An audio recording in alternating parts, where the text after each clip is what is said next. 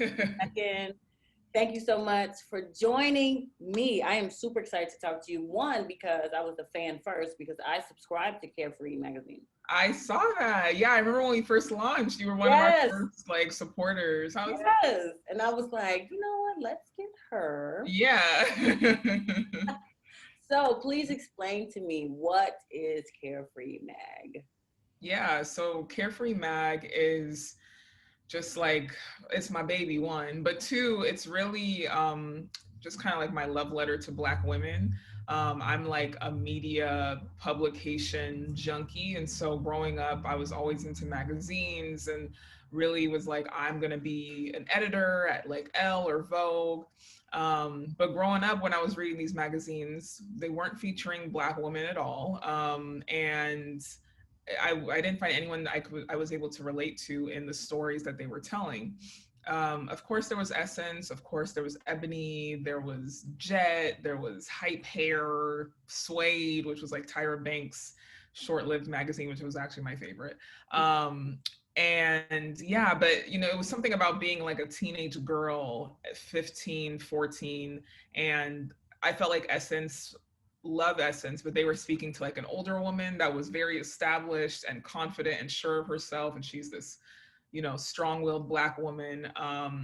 That just wasn't me at the time. And so I just wanted to see a space that young Anayo, who was very insecure, very shy and timid, could really like find stories that I could relate to and really see myself in. So growing up, I eventually moved to New York and worked at a Black media company, and they weren't telling the stories that I thought we was going to be talking about. We were doing like clickbait, and it was a content farm basically. So anyway, long story short, when I left there, I went back home and I was like, I gotta do this. I gotta start my own thing because I'm not seeing it in the world. I want to see it, so I just got to do it. Like literally, Toni Morrison was like, if you don't see the story, if you don't see the story that you want to see in the world, you have to be the one to write it. And so, paraphrasing, but I was like, I have to be the one to write this story for myself. So I launched Carefree this year, 2020. Wow, it's been like a few months. And yeah, it's a weekly, I call it a story letter about Black womanhood on life, love, adventure, and everything in between. So each week, when you subscribe to the newsletter, you'll get a news story from a Black woman on her life, whatever it is. We just recently posted one about this Black woman who's a big anime fan fiction fan, Yeah, I saw that. but you know, she wasn't seeing herself in those stories, and so she decided to write her own, kind of similar to how Carefree started. And yeah, a bunch of stuff. We have all kinds of stories coming out that I'm excited about.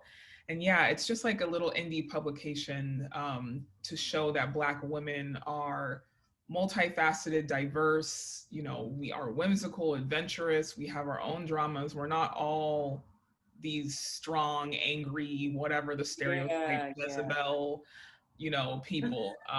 Some of us are, sure, but that's not that's not our whole identity. And so yeah, that's Carefree. Yeah, that's awesome. One of my favorite so far was I think it was Ashley Nash, and she wrote about Hmm. loving fat women in public, but or Yeah, but shaming fat women in public, and then in loving them in private, private, like yeah. the little Lizzo. And Right. it's like, I'm thin, obviously, but it was just like the fetish. I don't know. It's Yeah. just some It's weird, like, weird. Yeah. And bro. it's like the cool thing to do to be fat phobic, you know, on social media and like whatever. But then there's this other side of it where like everyone's like body positivity and like, you know, love your curves, but like only this specific type of curves, not Lizzo curves. Like Right. you got to be like curvy in the right way. Yeah. So yeah, I love that story too, just because yeah, that's, you know, that's how a lot of us end up with body insecurities. And I'm thin too, and so I don't even know what curves are, and I'm just like, well, I want those. So It's yeah. so crazy. But you know what? That also leads me to say that even when I was growing up, I was too skinny. So it was like I'm too skinny for to be black because I should have curves, but then If I'm Yeah. too skinny, then I look like a white girl. Because it's Hmm. like, first of all, can we all Right. just be? Just let me be, please. Let us be. All bodies. One thing that me and Ashley actually had like a little Instagram chat on the Carefree page, and she said, all bodies are like good, all bodies are valid. And I was like, yes, that's it. All bodies are good bodies. Like, it really doesn't matter. Like, It really does not. and people are paying for it at this point anyway, so it really doesn't matter. It really doesn't. So yeah. There's That's that. right. So by day you are in the tech world, and then by night you actually run Carefree Mag. So please Yeah. explain to me how you like. Have you not combust already? How Girl. are you doing it? What is your job? What is your day job? Yeah. So by day, I work at a major tech company. I'm sure if you looked at my name, you could find it. But I work in digital marketing. And so by day, it's literally like B2B, creating B2B content and telling product stories. And then, yeah, by night, I'm working on Carefree. And I have like a couple freelance clients that I work with on like helping them with their marketing. So how have I not combusted? I don't know, girl. I'm 2 seconds away, I'm sure. Like I'm always like, if you ask any of my friends, I'm definitely like always on the go, chicken with its head cut off type of person. I like, as long as I've been side hustling, I still haven't really gotten my time management together. But I will say that one thing that really helps keep me going is like, one, I do write down like my goals. So every year, every quarter, I'm writing down like, okay, here's what I want to accomplish within the next 3 months, within the next year. I don't do monthly just because that overwhelms me, but I know it works for some people. But I do try to write down my goals and say, okay, I want to hit this many subscribers within the next 3 months for Carefree. Then I work backwards to like outline how I got to do that. Which makes it like a lot easier for me. I'm like, okay, all I got to do is this week, like da da da da da da, and then yeah. And then the other thing I do daily is just like every night I write down what I'm grateful for, and it doesn't really sound like a time management thing, but it just really helps keep me centered and focused. Of just like, okay, yes, like this is what's keeping me going, so I'm gonna keep going. But other than that, like Google Calendar, if it ain't on my Google Calendar, it's really not in existence to me. So like even today, like with this interview, I was like, wait a minute, like trying to see the times, and if the time is off, I'm like, oh crap, now I got to do this and that. So I try to get everything on Google Calendar, but I really do want to get better at time management because Don't we all? I just kind of, I'm running on my own just energy right now, and forever. So yeah. Yeah, that's awesome. So you graduated with your degree in journalism. In communications, with an emphasis in journalism. Yeah. Yeah. And so have you always, so I know that you grew up in San Francisco, in the Bay Area. Mm-hmm.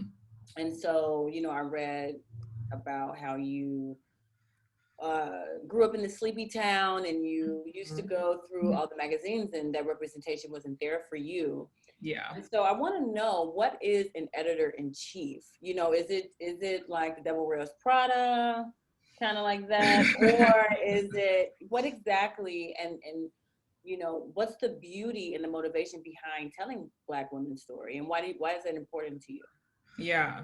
Well, editor in chief, they're basically like the one who decides, like, okay, you guys, here's the vision for this month, this week, whatever of the publication. So it can be Devil Wears Prada. Anna Wintour is an editor in chief. And I think now she's like a director, but she used to be like an editor in chief. And yeah, they're the ones who pretty much put forth the vision and the story of what the publication is going to be talking about. So they run the show. And for me, that was always aspiring because I wanted to run the show and yeah, see like, hey, this is what we're going to be talking about, y'all. Let's do it and have smart people execute it. So yeah, I think at the time, like when I moved to New York, I I guess, 7 years ago. And I was working in media. It was very Devil Wears Prada back then. Social media wasn't as big of a thing. People weren't really creating opportunities out of nothing.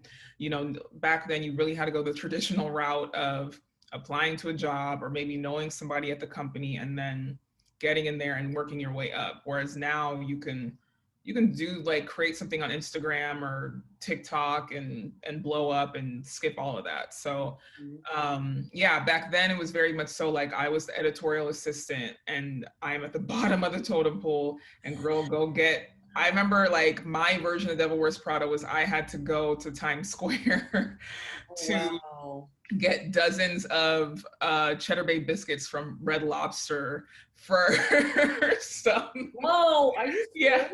I swear to you, for a company event or something, and they were like, "Girl, can you go to Times Square?" And I was like, "Huh?"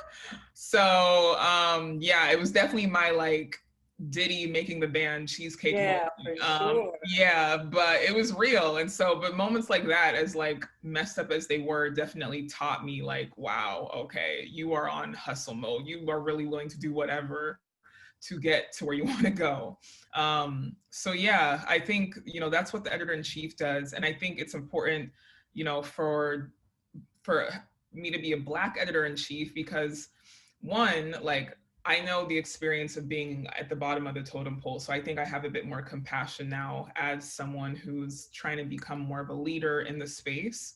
And two, as an indie publication, we get to tell the stories that we want to tell. There's no corporate parent company saying, hey, y'all, that's too Black, or hey, y'all, that's a little too salacious, or whatever. Can't talk about sex, can't talk about marijuana. Like, no one's saying that. It's just me deciding, like, you want to pitch about your crazy time you got super high and was stumbling through Paris and all the crazy shit that happened to you? Like, well, yes, let's do that story. So it's great because I feel like we're getting more authentic stories from Black women versus like the cookie cutter, 10 ways to get a man, or here's the best red lipsticks for dark skin, and like whatever it is. It's like, no, like, Black women have stories to tell and we're going to tell them in whatever form they come in. So I feel like that's the benefit of just telling Black women's stories and being a Black editor-in-chief, is I can decide that. And I'm just grateful that I'm someone who's not out here trying to like get bought or sell out so I can get a check. Like, I'm genuinely doing this just for the love. Like, this is all coming out of my pocket. Like, whatever I pay the writers is coming from my salary from my day job. So so it's really like for the love of just Black women and knowing that we are the gatekeepers of culture. We're the gatekeepers of how society moves. Like, if you really like go back in time and really think about a lot of the major movements that happened, like the women's suffrage movement, the civil rights movement, the Black Panthers, like all of these movements, just Black families in general, and how they were able to sustain themselves. It was really the Black women as the backbone, keeping all of those things moving. And so I just want us to get our due cred and show that after we did all of this earth saving, we are also humans that have these really great stories to tell. So I love that. It's a huge responsibility, but it's so powerful. And it's like, I'm glad it's you at the helm, girlfriend. Sure. Thank you. It definitely brings me joy. So I'm happy to do it. I mean, like I said, when I saw it, I didn't know who you were, but I was like, thank you. Because that was me as well, growing up. Looking at 17 magazine, bone white girl, pale face, which is, hey girl, do your thing. I ain't no shade. That's how you was born. It is what That's how you was born. But those images seep into your mind, and you were trying to either emulate that, or you're trying to. Now you're a rebel without a cause. Now you don't even like white girls. It's like it's just this whole thing. Yeah. You have to be unless you're a 17-year-old meditation expert, it's rare that you are aware of how that's affecting you. Yeah, exactly. And you know, it's a lot of, I'm not going to say trauma, but it's a lot of things to unpack as you become an adult, a Black woman who is an adult, and you have to deal Yeah. with the injustices or the microaggressions in the workplace or all these other Hmm. things, and you're trying to figure out, well, what is wrong with me? And it's like, it's nothing wrong with you. It's just the cards you were dealt. And that's why I don't blame any Black women who succumb or fall victim to like wanting to maybe look more white or maybe not loving themselves as Black women. Like, I don't blame them because I'm just like, this is literally how society has set it up. I thank God, though, that now it seems like there's this renaissance with Black women, at least on social media, that we are just falling in love with ourselves again, like our true selves, our natural hair, and our natural skin tone, and our celebrities that look like us, like taking care of ourselves and just getting into like meditation and prayer and all these things more, aligning our chakras. I'm like, yes, like let's go back and do that. Like I love to see it. So yeah, I don't fault any Black women because it's like these were the cards you were dealt, and yet you're gonna get blamed for it even though you're the victim of all this. Mm, So mm, mm. yeah. America, you know, one of my clients who happens to be a therapist, she said, you know, well, I think she told me this, but I heard it from a therapist for sure. Mm-hmm. That, you know, if America was a person, she would be diagnosed with like severe PTSD, depression, bipolar disorder, psychosis. Mm-hmm. I was like, you're right. There's a lot of trauma I going do on. not I do not want to meet America as a person. Like she crazy. She crazy. She Uh-uh. is Yeah. She's off off her rocker. Yeah. for Mm-mm. sure. Yeah. So, right. Sorry, America, but Don't want to meet you.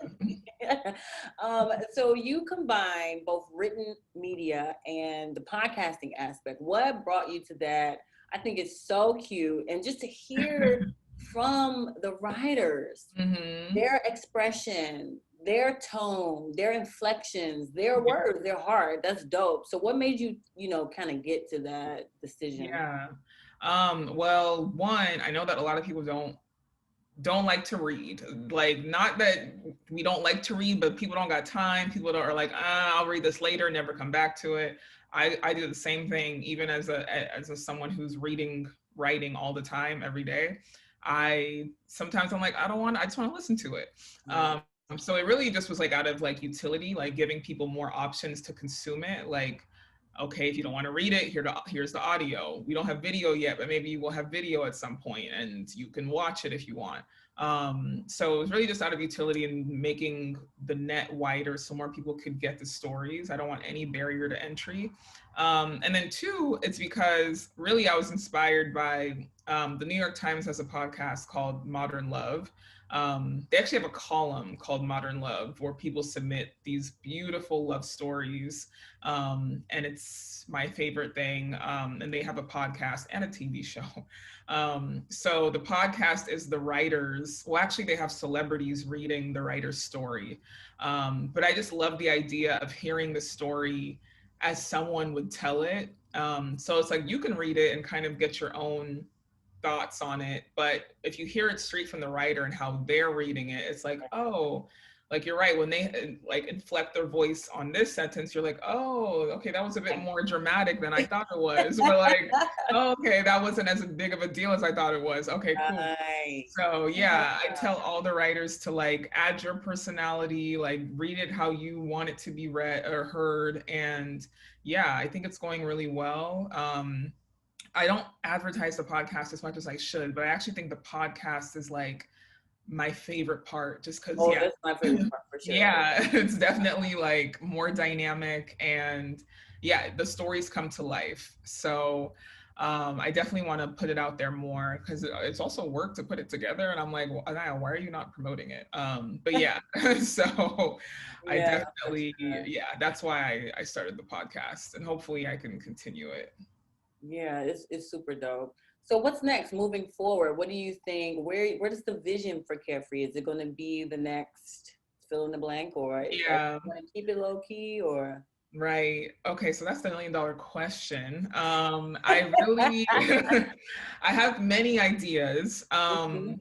I do want it to grow to something where it can sustain itself and I can bring more people on board. So that might be like turning it into like creating a conference or something, having events that people pay for, or even just creating a membership where people like, I want all the content to be free, but if you are a member, you get X amount of perks or whatever. So I'm looking into ways to monetize it and, make it more like the money that goes into it. This is paying the writers, this is keeping the lights on, this is like hopefully we'll get money, I can hire another editor because I'm doing everything right now by Yeah. myself. Wow. So I would love to bring someone else on to help me. If anyone's listening and is interested, holla at me, please. Um, yeah, so that's the short-term vision. Long-term, I would love this to be like a community. So similar to like a mix of like Essence with Essence Fest, how they have that thing that everyone goes to Essence Fest every year, it's the thing you look forward to.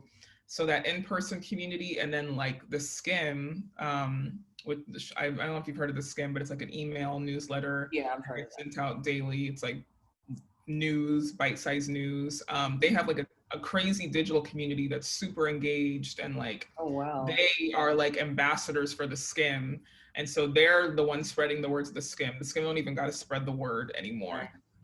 So I would love to get Carefree to that point where like we have this online and offline community that they're advocates for it. They're spreading the word, and yeah, they are the brand reps keeping the torch going. Um, Eventually, would love to get into brand partnerships where we're actually like kind of becoming more of an agency Wow. where when people want to tell stories about Black women and maybe they're looking for consulting or someone to work with them on this specific idea, they call Carefree and we come on and partner with them. That would be amazing. Yeah, I have many ideas, but those are kind of the top ones that I'm thinking of. So, Yeah, that's awesome. I love the agency perspective because, a lot of brands swear to God that they were promoting to Black women and speaking to us. mm-hmm. And it's like, Like where? Where? so yeah. Right. Yeah. And a lot of other of my peers and colleagues have been talking about, even if they were never ever agency people, but they were thinking about from a consultant perspective and just the Black experience. Some of them are in public health, some of Yeah. them are in law, some of them are in whatever. And they are like, I am not doing any more roundtable discussions for free. I'm not doing any more come sit in this Mm-hmm. meeting for free. None of that. Over for that. It's out of my job description. Mm-hmm. You're going to have to pay me for my consultation. Exactly. Let's just call it that. Exactly. You want this knowledge, you got it. It comes with the price. I'm sorry. Like we've given out so much for free. There's so many resources. Like, no, it's over for that. I think all Black people should be monetizing their time at this state. And actually, I talked to a bunch of white women when I was starting Carefree, because a bunch of them were feeling guilty and were offering their time to young Black creative entrepreneurials trying to get started. So I was like, let me take advantage. And they were like, yo, like, especially now more than ever, like, y'all should be out here charging. Reach out to all the big brands. Like, trust me, they are like very susceptible to wanting to work with you, especially now. And even if it's like on some like, okay, well, now you want to work with us because of all the shit that's going on. I'm gonna take it because I'm gonna leverage that now for later when 2 years down the line, like I'm super popping and I've already worked with all these brands and I can work with even bigger brands or do even bigger initiatives. So I would say take advantage. I'm not mad at that. Yeah, absolutely, for sure. Well, that's awesome. Well, good for you. You are killing it, girl. I'm so glad you Thank gave me some of your you. time. I really appreciate that. No, thank you. Thanks for the space that you've created. And yeah, I'm very excited for everything that, like, I've just been hearing of so many dope things that different Black women, Black people in general, are working on and starting up. And I'm just like, okay, you guys, it's our time. Like, it's coming. We Yes, for here. sure, for sure. So bye. Bye.